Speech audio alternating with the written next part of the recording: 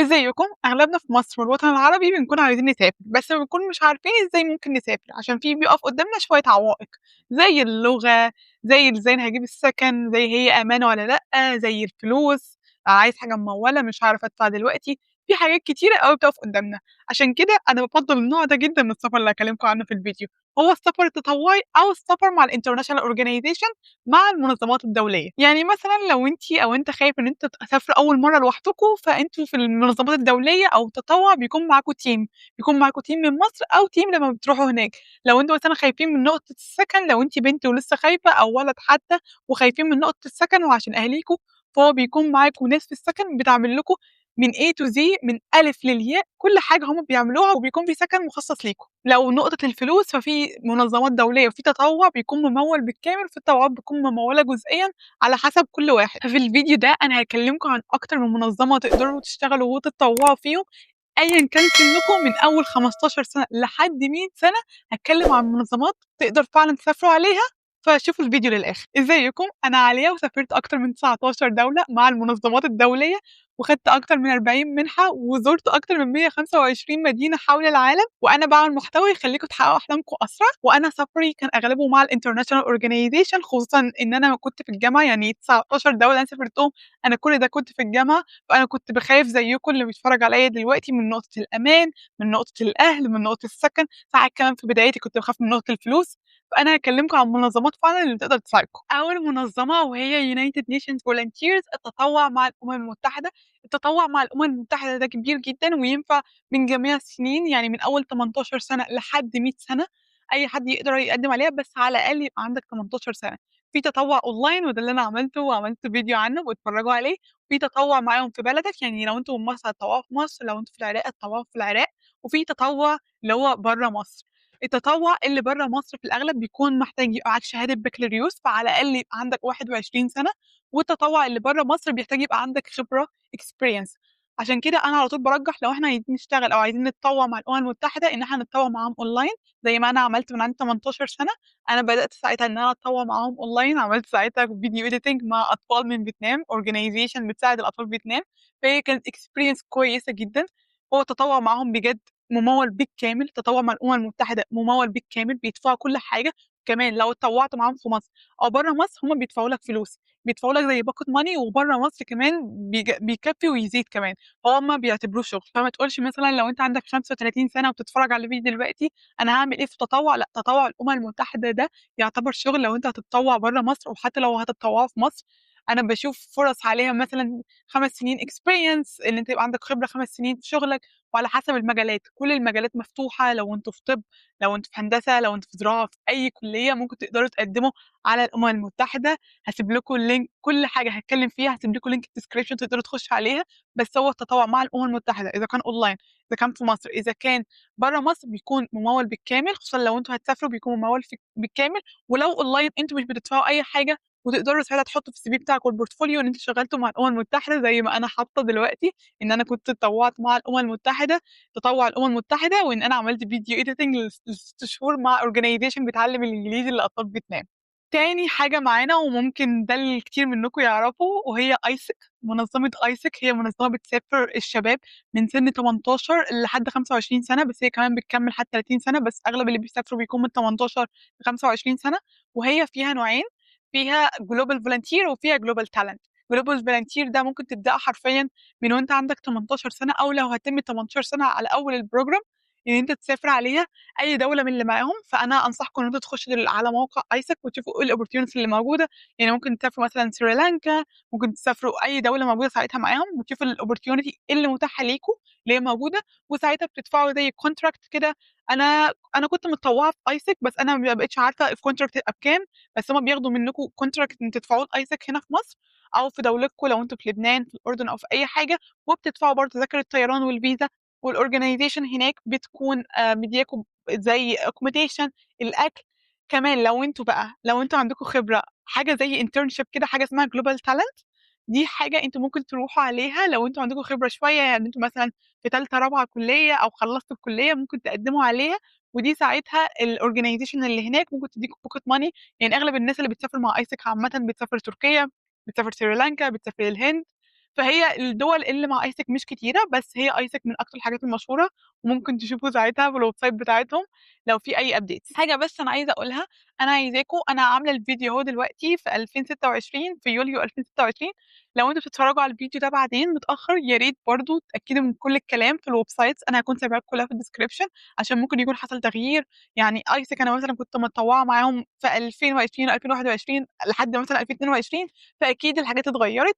ايسك برضو ممكن تتطوعوا معاهم في مصر، هي كانت اكسبيرينس كويسه جدا، بس هي على حسب التيم اللي انتوا هتخشوا فيه، بس هي كانت اكسبيرينس كويسه جدا. بس انتوا مش بتسافروا معاهم لما تطوعوا معاهم في مصر، انتوا بتسافروا معاهم لما تقدموا برضو على تطوع، وساعتها بيعملوا لكم انترفيو وهيشوفوا اتقبلتوا ولا لا. تالت حاجه وهو مفضلتي اليوروبيان سوليداريتي كور، ده اللي انا حرفيا عملت اصلا القناه عشانه، ودي الحاجه اللي انا سافرت معاها 5 مرات لاوروبا.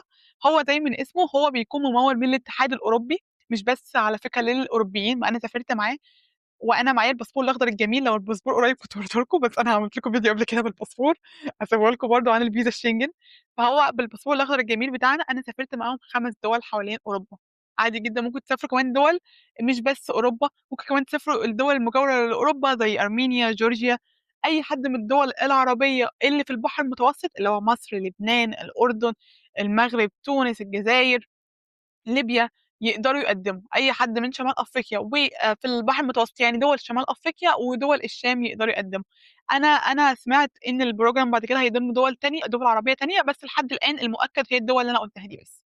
فهو البروجرام تحفه، هو ممول بالكامل، عليهم الاقامه، الترافل تيكتس، عليهم الفيزا، بيدوك بوكت ماني هناك. وبالمناسبه البوكت ماني هيعيشك كويس، مش هيعيشك ملكه، بس هيعيشك كويس وانت عايشه هناك، خصوصا لو انت اول مره تسافري. الامان جدا، بيكون هم حاجزين اصلا المكان اللي هتقعد فيه على حسب مثلا هوستل او على حسب شقه، على حسب اي مكان. ساعات ممكن تقعدوا لوحدكم وممكن تقعدوا مع ناس. ساعات في مره كنت قاعده في المانيا، كنت قاعده انا و6 بنات في نفس الاوضه. مره تانية كنت قاعده في اوضه لوحدي. مره ثالثه في فنلندا كنت انا وبنت، بس كنت انا وبنت فرنسيه قاعدين مع بعض. وهكذا في بولندا كنت قاعده مع بنت ارمينيه. هو على حسب كده، هو في الاغلب بيكونوا قاعدين مع حد من نفس الجندر بتاعكم، يعني لو انت ولد هتقعد مع ولد، ولو انت بنت هتقعدوا مع بنت. في الاغلب مش بتبقى لوحدكم قوي، عشان هو بيبقى التطوع اللي انا عملته معاهم كان في الاغلب من اسبوعين لحد شهرين. بس هو اليوروبيان سوليداريتي كور افضل حاجه فيه ان انت تقدروا تسافروا فيه من اسبوعين لحد سنه كامله. فلو انتوا مثلا اتخرجتوا من الجامعه وعايزين تاخدوا جاب يير، فممكن تقدروا تطوعوا معاهم سنه. بس انا اتطوعت معاهم من اول ما انا عندي 19 سنه لحد 23 سنه، فانا كنت في الفتره دي كلها كنت في الجامعه. فانا كنت محتاجه ان انا اتطوع بس من اول اسبوعين لحد شهرين. يعني انا كنت في فرنسا اتطوعت معاهم شهرين الاجازه، حرفيا من 7 ل8 اتطوعت فيها ساعتها. وكنت بلف ساعتها الريجن بتاعت فرنسا دي. التطوع معاهم مفيد جدا، والتطوع مختلف. يعني انا هطول في الحته دي لان ده البروجرام اللي انا فعلا سافرته بنفسي ورحت بنفسي، وعلى طول بريكومند للناس. من اول سن 17 سنه تقدروا تقدموا بالمناسبه على البروجرام، بس مش هتقدروا تسافروا الا لما تتموا 18 سنه، ولحد 31 سنه الا يوم تقدروا تسافروا برضه. هو البروجرام فيه فيلدز كتيرة جدا، في حاجات كتيرة ممكن تعملوها لو انت في هندسة، لو انت في طب، لو انتوا مثلا جرافيك ديزاين، سوشيال ميديا، تقدروا تطوعوا في حاجات. يعني انا في فنلندا كنت انا في ماركتينج والسوشيال ميديا، وانا في المانيا كنا احنا مسؤولين في قرية، كنا بنطبخ للناس وكنا بننظف. فمش لازم حاجة ليها علاقة بالكلية بتاعتكم او اتخرجتوا من الكلية دي. انا شايفة ان انتوا ممكن تتعلموا برضو حاجات تانية. انا شايفه ان البروجرام ده اتعلمني حاجات انا عمري ما كنت هتعلمها في مصر. بوينت مهمه لازم اكد عليها تاني، انا قلتها في اول الفيديو بس لازم اكد عليها تاني، ان التطوعات دي فيها منها الممول بالكامل، يعني اللي بيدفعوا كل حاجه، في منها ممول جزئي اللي هو بتدفع لهم ابلكيشن فيز، او بتدفع لهم كونتراكت، بتدفع لهم عقد يعني، زي ايسك مثلا، واللي انا هتكلم عليه بعد كده. وبتدفعوا تذاكر الطيران والفيزا، وفي حاجات تانية بتدفع تذاكر الطيران والفيزا زي تطوع مثلا مع الأمم المتحدة، هم بيدفعوا كل حاجة. فعايزاكم تاخدوا بالكم من البوينت دي، وعلى حسب احتياجاتكم فعلا بتشوفوها. طبعا الحاجات اللي بتدفعوا فيها بتبقى أسهل بكتير من الحاجات اللي ممولة بالكامل. يعني اليوروبيان سوليداريتي كور أصعب إن تقبلوا فيه عن مثلا تطوع مع ايسك، ده حاجة حقيقية. أي حاجة بندفع فيها، فعشان كده لو انتوا تقدروا تدفعوا أنا شايفة إن ده أفضل، خصوصا لو دي أول مرة ليكم. ويلا نكمل باقي الاورجنايزيشنز. الاورجنايزيشن الرابعه ومن افضل برضو الاورجنايزيشنز هي حاجه اسمها وورد باكرز. طبعا كل اللي انا بقوله هيكون موجود في الديسكربشن. الاورجنايزيشن دي من اول 18 سنه، بس ملهاش ليميت للسن زي اليوروبيان سوليداريتي كور، ملهاش ليميت خالص. فلو انتوا عندكم 80 سنه، لو انت عايز تروحي مثلا مع جدتك تقدروا تروحوا. وافضل حاجه فيها ان انت تقدروا تروحوا مع صديق ليكم. يعني مثلا لو انت وواحده صاحبتك عايزين تسافروا مع بعض، خايفه اول مره، تقدروا تقدموا انتوا الاثنين في نفس المشروع وتتقبلوا، على عكس باقي الحاجات ما تقدروش تعملوا كده. لو أنتِ عايزة تتقدّم مثلًا أنتم 2 متجوزين، فأنت وهي ممكن تقدروا برضه تتقدّموا مع بعض as a couple. هو بيطلب الموقع ده بيطلب منكم application fee بيبقى يعني طول السنة مش بس الproject. هو بيبقى تقريبًا دلوقتي $50. فبرضه اتأكدوا هاكون سايبة لكم الlink في الdescription عشان ممكن بيتغيّر من وقت لوقت. ولو أنتم couple أو أنتم صحاب تقريبًا بتدفعوا $75 في السنة كلّها. برضه اتأكدوا من الويب سايت. هو في بقى جميع تطوعات، في الأغلب التطوعات دي بتبقى زراعية، بس هو في حاجات كتيرة جدًا ممكن تقدروا تتطوعوا عليها، فهو كويس جدًا. هو من أول برضه أسبوعين لحد مثلًا 6 شهور لحد سنة، فهو أفضل فيه حاجة إن هو flexible عشان طبعًا بتدفعوا فيه فلوس وهتدفعوا فيها تذاكر الطيران والفيزا، بس هُم بيدفعوا لكم الإقامة والأكل وفي حاجات ساعات وفي حاجات ساعات بتديكم كمان لغة لو أنتم مطولين شوية. فهو ده بجد أفضل حاجة فيه إن هو flexible. يعني لو مثلًا أنتم بتشتغلوا مثلًا عندكم مثلًا 35 سنة وأنتم بتشتغلوا وعايزين بس أسبوعين أجازة وعايزين مثلًا تسافروا تايلاند، بدل ما تسافروا تايلاند كده لوحدكم لو أول مرة ممكن تتطوعوا فيها، فدي هتبقى حاجة كويسة جدًا. خامس organization معانا وهي au pair. هي حاجة زي baby sitter عامةً أنا ما عملتهاش، بس في ناس أعرفها عملتها وعجبتها جدًا ولاد وبنات. هي من أول سن 18 سنة في الأغلب لحد 26 سنة، بس هي بتقبل لحد 30. بس هو في الأغلب اللي بيروحوا بيبقوا طلاب في الجامعة، بيبقوا طلاب لسه متخرجين من ثانوية عامة.